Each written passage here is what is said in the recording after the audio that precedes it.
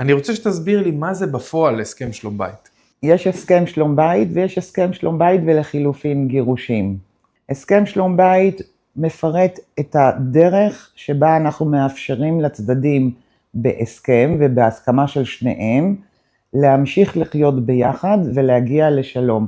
ויש פעמים רבות מצבים שהצדדים חותמים על הסכם מסוג זה, הולכים לטיפולים שאנחנו קובעים והם חוזרים להיות ביחד. והסכם שלום בית לחילופין גירושין, מה ההבדל? זה אותו קונספט, שההתחלה שלו מתחילה עם השלום בית, ועוברת למה קורה אם חס וחלילה השלום בית לא צלח, ויש פעמים רבות גם יד על הלב, שאנשים מנצלים את זה, ומחתימים הסכם שלום בית ולחילופין גירושין, בכוונה וידיעה שהם לא רוצים להצליח את השלום בית, אבל כבר מנסחים לעצמם את ההסכם גירושים, וחוסכים את ההליכים בבית המשפט. ככה הם מרדימים את הצד השני בעצם. ככה מנסים להרדים את הצד השני.